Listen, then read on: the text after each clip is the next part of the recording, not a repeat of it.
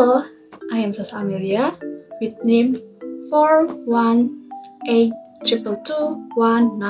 Department of Communication Science, batch 22, class of Communication Science 6. Now, I will continue the discussion of journal entitled Instructional Communication on PKC Equality Program, written by Ari Usman, Ani Yuningsi, and Ike Julita Tirandini.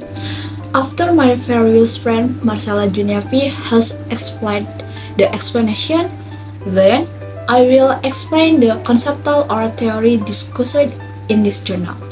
Okay, let's try. Jadi, dalam jurnal yang berjudul Komunikasi Instruksional pada Program Kesetaraan Paket C, terdapat 3 bahasan. Apa aja tuh kira-kira? Yang pertama, komunikasi instruksional. Yang kedua, FKBM sebagai pendidikan non-formal. Dan yang terakhir adalah teori konstruktivisme Jesse Delia. Sekarang kita masuk ke bagian yang pertama, yaitu tentang komunikasi instruksional. Komunikasi instruksional adalah sebuah bentuk komunikasi yang terjadi dalam proses pembelajaran antara pengajar dengan peserta didik.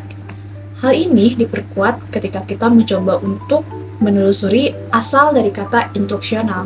Ternyata teman-teman, kata instruksional berasal dari kata instruction yang diterjemahkan dalam Merriam-Webster Dictionary sebagai the action, practice, or professional of teaching. Untuk menghindari tumpang tindih antara dua istilah pembelajaran dan juga instruksional, peneliti cenderung untuk menggunakan pendapat Supriyadi dan Dermawan yang menyamakan kedua istilah tersebut.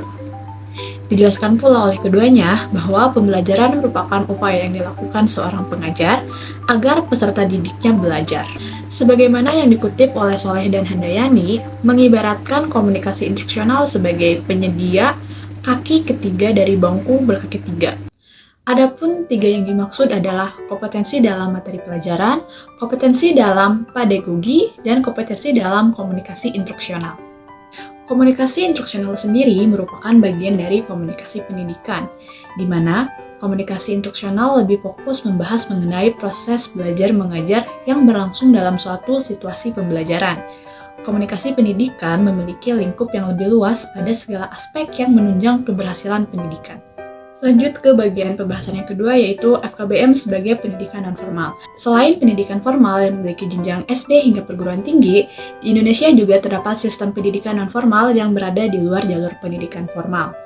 Pendidikan non-formal dibentuk sebagai alternatif pemenuhan kebutuhan masyarakat akan pendidikan-pendidikan yang bertujuan khusus yang mungkin tidak dapat diakomodasi oleh pendidikan formal.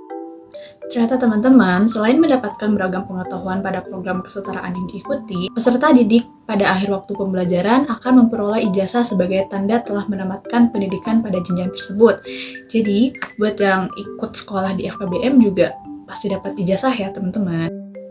Oke, pembahasan tentang komunikasi instruksional udah, terus tentang FKPMB sebagai pendidikan non-formal juga udah. Sekarang kita lanjut ke materi selanjutnya, yaitu teori konstruktivisme Jesse Delia. Jesse Delia memperkenalkan konsep diferensiasi kognitif, di mana pada tiap individu didapati memiliki tingkat kerumitan kognitif yang berbeda-beda. Rumit di sini mengandung arti kompleks. Semakin banyak seorang individu memiliki pengalaman kognitif, maka semakin tinggi pula tingkat kerumitan kognitifnya. Kerumitan kognitif sendiri pada akhirnya akan membuahkan pemahaman yang jauh lebih baik mengenai sudut pandang orang lain. Kognitif juga menghasilkan kemampuan orang lebih baik dalam menyusun pesan agar lebih mudah dipahami oleh lawan bicaranya. Seorang komunikator tidak lagi melontarkan kata-kata perintah atau ancaman langsung, melainkan memberi pemahaman akan pentingnya kepatuhan dan mengapa lawan bicaranya tersebut harus patuh. Pada level kerumitan kognitif yang lebih tinggi, seorang komunikator berupaya memperoleh simpati melalui pembentukan empati atau pemahaman atas suatu situasi tertentu. Teori konstruktivisme sendiri menjelaskan bahwa pesan persuasif yang paling sederhana memberi penekanan pada bagaimana tujuan tersampaikan sebagaimana keinginan pembicara tanpa memperhatikan kebutuhan atau respon lawan bicara.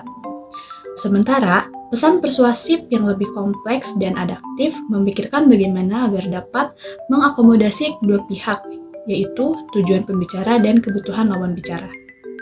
Berdasarkan hasil observasi tersebut, didapati bahwa dari sudut pandang teori konstruktivisme Jesse Delia, Maka, tutor di program kesetaraan paket C FKPMB Patakomala Bandung tergolong memiliki tingkat kerumitan yang kognitifnya tinggi. Mereka mengembangkan sikap untuk meninjau persoalan dari sudut pandang orang lain. Selain itu, mereka juga mengemas pesan persuasif yang adaptif dan kompleks dengan memperhatikan tidak hanya kebutuhan dirinya, namun juga kebutuhan lawan bicara. Okay, that's all I can say. It's nice to be able to convey what I've learned. I hope you enjoy my explanation video. Thank you!